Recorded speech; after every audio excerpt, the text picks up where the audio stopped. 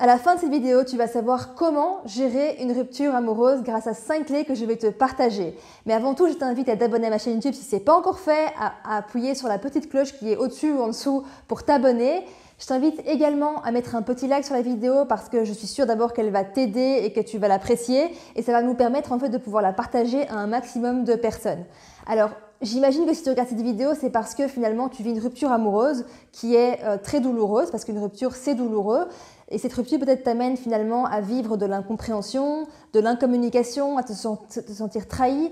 Peut-être en fait que ça t'amène à devoir changer de vie de manière radicale, brutale. Il y a tellement de choses que tu pourrais vivre qui sont extrêmement difficiles dans une rupture et on va en parler. Donc les 5 clés que je vais te partager auront pour but finalement dans un premier temps de t'apaiser et dans un deuxième temps de te permettre de transformer beaucoup plus rapidement cette situation en force. Donc voilà, c'est vraiment ce que je veux voir aujourd'hui avec toi. Si tu souhaites qu'on aille plus loin ensemble à la fin de la vidéo, je te proposerai en fait un appel déclic, une session déclic en fait, et je t'en parlerai à la fin pour qu'on puisse vraiment comprendre ce que tu vis toi actuellement et pour voir comment je peux t'aider et t'apporter en fait des premières clés. Parce que probablement que, d'ailleurs ta situation est unique, donc on va avoir des choses qui sont valables pour beaucoup de personnes et sans doute pour toi aussi, mais ce que tu vis bien sûr est unique, ok? Donc on va en parler. Donc la première chose que j'aimerais voir avec toi, la première clé que j'aimerais voir avec toi finalement, c'est prendre conscience et accepter les 5 phases d'une rupture. Donc la psychiatre Elisabeth Kübler-Ross a élaboré en fait dans les années 60 la théorie des 5 phases d'un deuil. Alors pourquoi je te parle d'un deuil? Parce qu'une rupture amoureuse, c'est un deuil. C'est-à-dire qu'on perd finalement la relation, on perd la personne, en tout cas sous une certaine forme, et donc c'est douloureux et ça passe par 5 phases.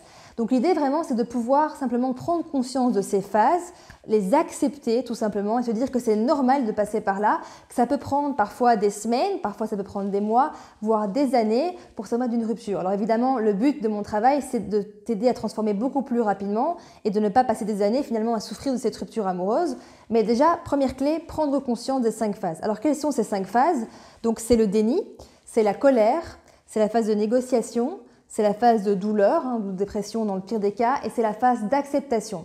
Alors, à part la phase d'acceptation qui est vraiment la finalité de l'acceptation, si je puis dire, de la relation, enfin du deuil, en tout cas de la relation, on passe tous par ces phases-là, mais ça peut être de manière différente. Donc, tu peux d'abord commencer par le déni, ou alors tu peux commencer par la colère, tu peux commencer par la négociation, mais en tout cas, ce qui est certain, c'est qu'on passe tous par ces phases-là. Donc, juste prendre conscience que ces phases-là existent, que tu vas naturellement passer par là ou que tu es passé par là et juste accepter ça. Parce que souvent, on souffre d'une situation parce qu'on n'est pas dans l'acceptation de ce qui se passe, on résiste, on ne veut pas accepter le changement qui a lieu et ça nous fait davantage souffrir. Okay? Donc juste pose ton attention sur le fait que c'est normal de passer par là et c'est ok, ça va, tu vas te sentir mieux très rapidement. Ça m'amène à la clé numéro 2 qui est comprendre le but des relations et équilibrer ses perceptions. Alors, il faut bien comprendre que l'autre n'a pas pour mission de vie en fait de te rendre heureux. Donc, le but des relations n'est pas de te rendre heureux. Les relations, qu'elles soient sentimentales, professionnelles, amicales, professionnelles et j'en passe, en fait, même des relations qui n'ont pas forcément d'étiquette, des gens que l'on rencontre, ont pour but, ou en tout cas ont la conséquence de nous faire grandir. Okay? Donc, c'est vraiment ça pour moi le but des relations. Donc, quand tu prends conscience de ça, en fait, tu reprends ta responsabilité. La seule personne qui est responsable de ton bonheur, qui est responsable finalement d'être heureux, c'est toi-même. Et tu as le devoir, quelque part, et la responsabilité de te rendre heureux. Okay? Les autres ne sont pas destinés à ça dans ta vie.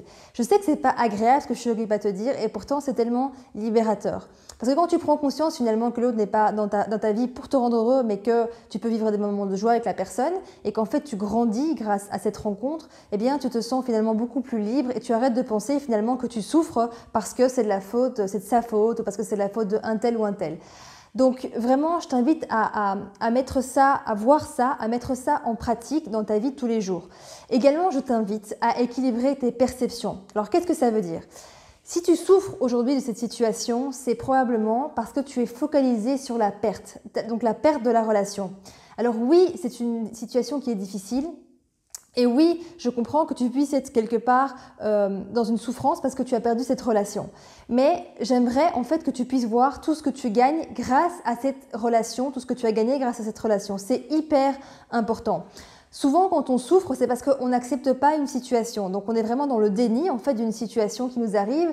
Et la souffrance, en fait, quelque part, vient de la non-acceptation de la situation qui a changé. Donc, vraiment, vois en quoi, finalement, cette situation, qu'est-ce qu'elle t'apporte de positif? Parce qu'aujourd'hui, il y a forcément des choses qui sont positives que tu n'avais pas avant quand tu étais dans la relation de couple. Peut-être que tu as plus de temps pour voir tes amis. Peut-être que tu as plus de temps pour faire des choses qui te passionnent, pour voir ta famille, pour manger finalement à l'heure que tu veux, dormir à l'heure que tu veux. Qu'est-ce que tu peux faire aujourd'hui? Je t'invite à faire une liste pour toi-même de 10 ou 15 choses que tu peux faire aujourd'hui que tu avais du mal à faire quand tu étais en couple. Est-ce que tu as plus de temps de faire des voyages? Enfin, c'est très spécifique, donc c'est vraiment par rapport à toi. Mais qu'est-ce que ça t'amène en fait de positif? Qu'est-ce que tu peux faire avant que tu faisais pas, que tu peux faire maintenant que tu faisais pas avant? Et si tu mets ton focus là-dessus, tu verras en fait que ça t'apporte également beaucoup de choses d'être dans une situation maintenant actuelle où tu es célibataire, ou en tout cas tu n'as pas de relation stable comme tu as eu. Parce que eh bien, ça va te permettre de pouvoir te recentrer sur toi également et de te rendre compte tout simplement que l'autre t'a amené à grandir énormément. Et c'est vraiment le but des relations. C'est d'autant plus visible quand tu regardes dans le passé. Il y a des situations, des relations que tu as eues dans le passé où ça t'a permis de grandir énormément en fait. Donc peut-être pas la relation actuelle, mais je t'invite à regarder des relations précédentes que tu as eues où tu peux finalement constater que tu as énormément évolué grâce à ces situations. Tu as énormément évolué grâce à cette rencontre. Et je t'invite vraiment à faire cet exercice-là rapidement pour que tu puisses voir finalement déjà les bénéfices finalement que ça t'a amené. Et je te garantis que si tu fais ça, et en tout cas si on le faisait et si on le fait ensemble en coaching, je te garantis que je vais te permettre de transformer beaucoup plus rapidement cette situation douloureuse et d'en faire réellement une force. Ok ? Ça m'amène à la clé numéro 3 qui est se détacher de l'idée d'un seul et unique amour, autrement dit de l'âme sœur. C'est extrêmement douloureux de se dire qu'on a perdu la relation de sa vie. Donc non seulement c'est très douloureux et en plus c'est complètement erroné. Parce qu'on est plus de 7 milliards et demi d'êtres humains sur Terre. Donc sur 7 milliards et demi d'êtres humains sur Terre, il y a forcément d'autres personnes. En fait, il y a des millions, voire des milliards d'autres possibles relations qui peuvent se créer. Donc s'il te plaît, vois tout finalement, toute l'abondance qui est autour de toi et arrête de te focaliser sur la perte d'une seule personne. Parce que ça nous fait énormément souffrir d'avoir cette illusion finalement qu'on a perdu la relation de sa vie. Au nom de quoi finalement tu as perdu la relation de ta vie? C'est pas du tout comme ça que ça se passe. Mais par contre, on peut le penser. Et j'étais la première à le penser à l'époque également. Et je me rends bien compte aujourd'hui que c'est plus du tout d'actualité. Donc vraiment, je t'invite à voir tout ce qui est possible. Parce qu'aujourd'hui, on a les sites de rencontres, on a le fait de pouvoir voyager pour pas cher, on peut prendre l'avion, on peut prendre le train. Donc on a vraiment accès finalement à tout un tas de ressources qu'on n'avait pas avant qui nous permettent en fait d'avoir beaucoup plus de rencontres. Donc vraiment, on est dans une époque où les rencontres finalement sont beaucoup plus faciles qu'à l'époque, en tout cas qu'à une certaine époque. Donc vraiment, je t'invite à voir finalement toutes les possibilités que tu as, à ne pas te focaliser seulement sur la personne que tu as entre guillemets perdue, parce que ça va te bloquer en fait finalement dans la possibilité de rencontrer quelqu'un d'autre. Ok ?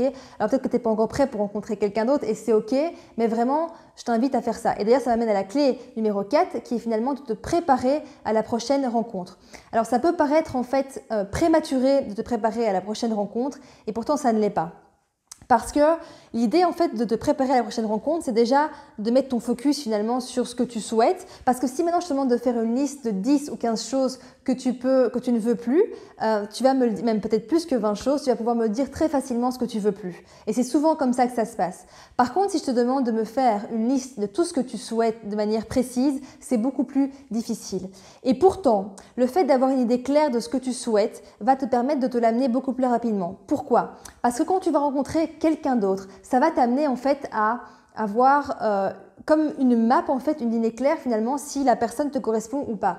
Parce qu'il y a bien sûr des millions de possibilités de rencontrer d'autres personnes, mais c'est pas avec tout le monde que tu peux construire cette relation de couple non plus, dans le sens où il faut quand même que vous ayez des valeurs qui soient communes, des désirs qui soient communs, il faut que vous ayez quelque part une vision qui soit commune. Donc le fait de savoir ce que tu veux, eh bien, va te permettre de pouvoir gagner du temps et de ne pas perdre du temps en quelque sorte dans d'autres relations. Alors, en réalité, on ne perd pas du temps parce qu'on apprend toujours sur nous-mêmes et ça nous amène encore plus à ajuster finalement ce que l'on veut. Mais l'idée, malgré tout, c'est quand même si par exemple ton but c'est d'avoir une autre relation stable de longue durée, c'est de gagner du temps et de ne pas, entre guillemets, passer 2 mois avec l'un, 2 mois avec l'autre, où finalement ça va finalement peut-être te créer plus de mal-être qu'autre chose. Ok ? Donc sache vraiment ce que tu veux. Dans le détail, est-ce que tu veux vivre avec la personne ? Est-ce que vous voulez vivre sous le même toit ? Est-ce que vous voulez des enfants? Est-ce que vous voulez avoir une relation, pourquoi pas, libre, ou une relation plutôt où c'est la fidélité absolue? Tu sais, c'est vraiment designer son couple sur mesure. Moi, je crois vraiment à cette idée de pouvoir designer son couple sur mesure. On le fait dans l'entrepreneuriat, on le fait, les artistes créent en fait des choses sur mesure. Alors, on peut le faire dans tout et c'est hyper important. Et je dis pas que la relation va arriver comme par magie, comme dans Walt Disney, comme un film Walt Disney, où finalement parce que tu as détaillé ce que tu voulais, ça arrive. Mais ça te permet en fait d'avoir ton focus finalement sur ce qui va finalement te rendre heureux et sur ce que tu souhaites. Ok? Donc clé qui est très importante, vraiment, mets-la en pratique. Et ça m'amène à la clé numéro 5 qui est de voir en quoi cette relation t'a fait grandir. Pourquoi cette rupture a eu lieu? Qu'est-ce qui s'est passé? Qu'est-ce qui a fait que cette rupture a eu lieu? Encore une fois, c'est important et je sais que parfois je peux me répéter, ça peut paraître peut-être répétitif et pourtant c'est hyper important parce que si tu sais pourquoi la relation s'est arrêtée, si tu comprends finalement encore une fois ce qu'elle t'a appris sur toi-même, ça va te permettre de pouvoir créer un couple d'un autre niveau. C'est fou le nombre de personnes que j'accompagne en coaching qui ont pour point commun en fait d'avoir, après la rupture amoureuse en fait, changé des situations dans leur vie qui étaient en fait toxiques pour elles. Ok? Donc parfois on a des habitudes qui ne sont pas forcément bonnes pour nous, peu importe finalement le type d'habitude que ça peut être, et parfois parce qu'on a finalement vécu une rupture qui est douloureuse, ça nous amène finalement à changer radicalement cette habitude. Et ça, c'est vraiment génial. Si ça t'arrive, c'est vraiment super et tu peux remercier la personne, tu peux remercier finalement la rupture qui t'amène finalement à changer radicalement d'habitudes qui sont parfois très difficiles à changer. Ok? Vois en quoi cette relation t'a fait grandir, vois ce que cette personne t'a apporté. Au lieu de voir la perte et le fait qu'elle soit plus là, vois finalement ce que ça t'a amené à devenir. Quelle femme tu es devenue grâce à ça? Quel homme tu es devenu? Et quelle personne, quel homme ou quelle femme tu vas devenir par la suite? Vraiment, si tu arrives à vraiment identifier pourquoi ça s'arrête, et en tout cas, même s'il n'y a pas vraiment de raison ou d'explication claire par rapport à ça, quelles ont été finalement les plus grandes disputes de la relation, quels ont été les plus grands points de conflit, parce que tu auras quelque part de la matière à travailler pour la suite. Parce qu'il y a forcément des choses qui reviennent souvent, qui sont souvent revenues en fait dans la relation, qui ont posé problème. Ok? Donc vraiment, je t'invite à voir ça. Et puis, on peut aller plus loin ensemble avec toutes ces informations que j'ai déjà, on peut vraiment aller plus loin ensemble. Ça m'amène en fait à te proposer en fait une session déclic que je vais t'offrir, ok, qui va nous permettre justement de pouvoir identifier qu'est-ce qui se passe exactement dans ta situation, ok?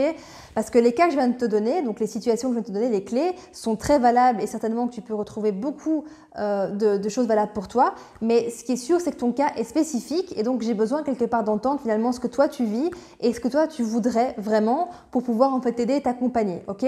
Donc c'est quoi cette session déclic? C'est un appel qu'on va avoir ensemble qui va durer entre 45 minutes et 1 heure selon ton besoin.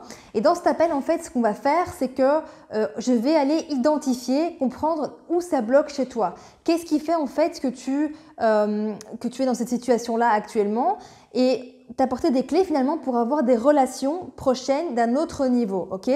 Si ta situation actuelle de rupture est vraiment difficile, ça va te permettre de pouvoir qu'on puisse en parler et vraiment qu'on puisse trouver des solutions ensemble à très court terme pour pouvoir transformer cette situation et en faire une force. Et je te garantis qu'en travaillant avec moi, c'est ce qui se passera. Tu vas pouvoir transformer beaucoup plus rapidement cette situation que finalement si tu es tout seul. Parce que quand on est seul, en quelque sorte, on est parfois un peu démuni et le fait de te faire accompagner va te permettre de pouvoir transformer beaucoup plus rapidement et c'est vraiment le but, c'est vraiment ce pourquoi je suis faite et c'est ce pourquoi j'ai envie de t'aider. Ok?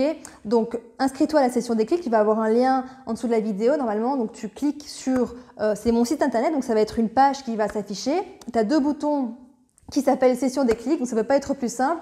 Tu cliques dessus sur le bouton et tu t'inscris, tu réponds à 2-3 questions qui sont demandées parce que ça va me permettre justement de pouvoir identifier en fait ce que tu as besoin, me préparer à l'appel, hein. Donc il y a plus que 2-3 questions, mais c'est quelques questions, ça va durer maximum 3 minutes pour t'enregistrer et donc on va pouvoir travailler ensemble et en tout cas déjà avoir des éléments de réponse. Donc je t'offre cette session, c'est offert, inscris-toi, n'attends pas, ne reste pas seul dans cette situation, je suis là pour t'aider, il y a des personnes qui sont là pour t'aider et pour te rendre la vie finalement plus facile. Merci pour ton attention, je te souhaite une très bonne journée ou soirée en fonction de l'heure à laquelle tu regardes la vidéo et je te dis à très vite.